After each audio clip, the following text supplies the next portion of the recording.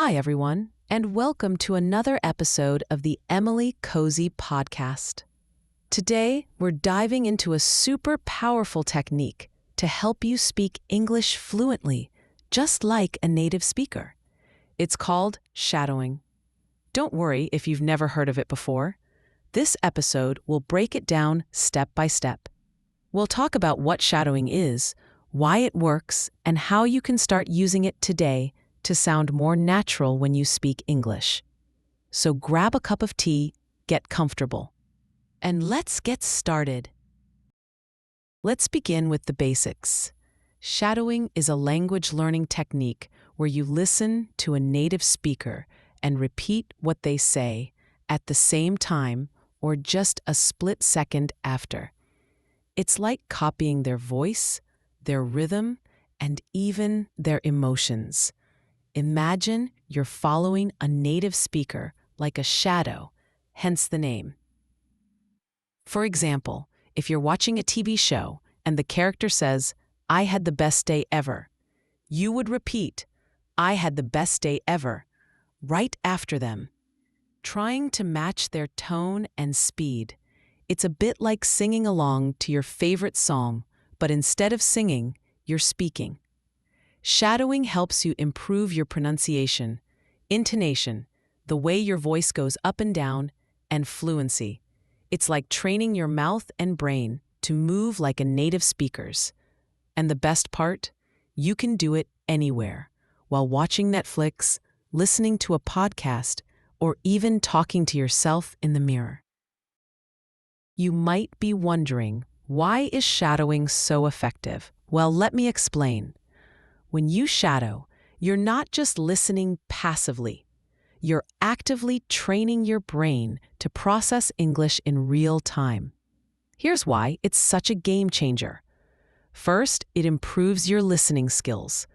By repeating what you hear, you start noticing small details, like how native speakers connect words or stress certain syllables.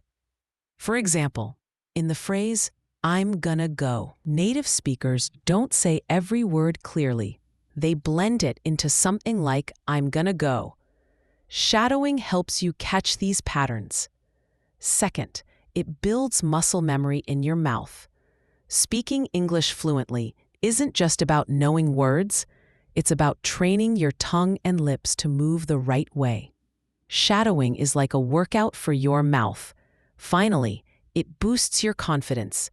The more you practice shadowing, the more natural you'll sound.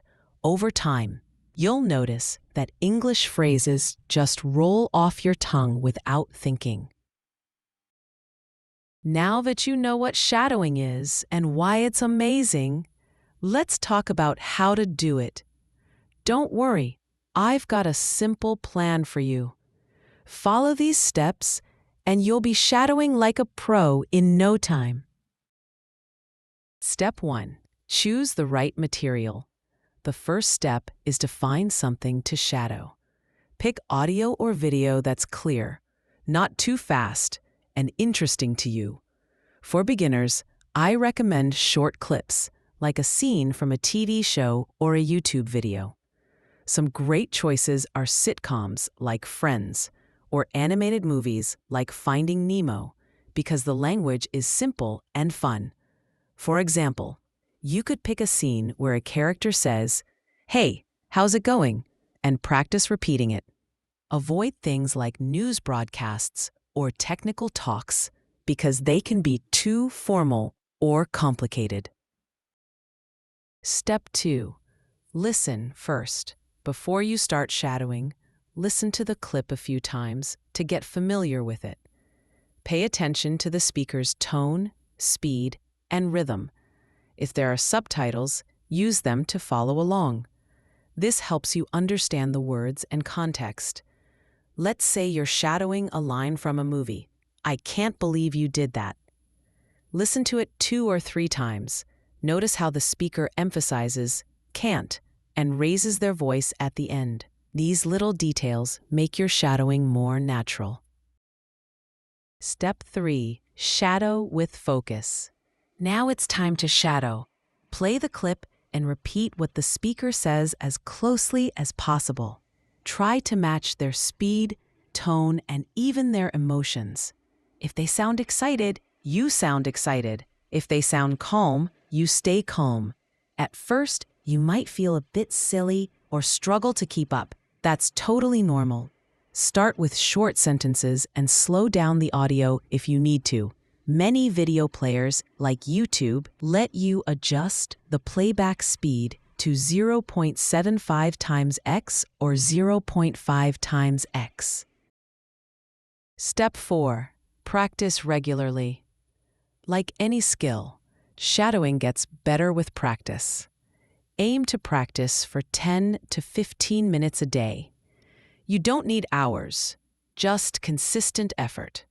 For example, you could shadow one scene from a TV show every morning while you're getting ready. Over time, you'll notice that you're not just repeating. You're starting to sound more like the speaker. That's when the magic happens. To help you get the most out of shadowing, here are some extra tips to keep in mind. Tip 1. Record yourself. One of the best ways to improve is to record yourself shadowing and then listen back. You'll hear where you sound great and where you need to adjust. For example, you might notice that you're saying going as going instead of blending it like goin'. Use your phone or a simple app to record. It's super easy. Tip 2. Start small. Don't try to shadow a whole movie at once. Start with short phrases or sentences. For instance, practice shadowing just one line, like, "What's up?" until you nail it. Then move on to longer clips. Tip 3. Have fun with it. Shadowing works best when you're enjoying yourself. Pick material that makes you laugh or feel inspired. If you love cooking shows, shadow a chef explaining a recipe. If you're into superheroes, shadow a scene from a Marvel movie. When you're having fun, you'll stick with it longer. Tip 4. Mix it up. Try shadowing different accents or styles to make your English more versatile. For example, shadow an American vlogger one day and a British podcast host the next. This helps you adapt to different ways of speaking English. As you start shadowing, there are a few pitfalls to watch out for. Don't worry, I've got you covered. First, don't focus only on words. It's easy to get caught up in repeating the exact words, but shadowing is about copying the sound of English. Pay attention to how native speakers stress words or pause between ideas. Second, don't rush. If you try to shadow too fast, you might feel overwhelmed. Slow down the audio or pick easier material until you're ready for a challenge. Finally, don't give up if it feels hard at first. Shadowing takes practice, just like learning to ride a bike. Be patient with yourself and celebrate small wins, like when you nail a tricky phrase. Let's do a quick example together so you can see how shadowing works. Imagine you're watching a clip from a TV show, and the character says, "I'm so excited for the weekend." Here's how you'd practice. 1. Listen. Play the clip a few times. Notice how the speaker says excited with a big smile and raises their voice. 2. Shadow. Play the clip again and say, "I'm so excited for the weekend," at the same time or just after. Try to copy their energy. 3. Check. Record yourself and compare it to the original. Did you sound excited? Did you stress excited the same way? 4. Repeat. Practice the same line 5 to 10 times until it feels natural. You can do this with any sentence. Try it with something like, "Can you believe it?" or "Let's grab some coffee." The key is to keep it simple and fun. If you stick with shadowing, you'll start to see some amazing changes in your English. After a few weeks, you'll notice that you're pronouncing words more clearly. After a few months, you'll sound more confident and natural, even in real conversations. For example, one of my students, Maria, used to struggle with English pronunciation. She started shadowing scenes from The Office for 15 minutes a day. After 3 months, her friends were shocked at how much she sounded like a native speaker. She told me, "Emily, I don't even think about it anymore. I just speak."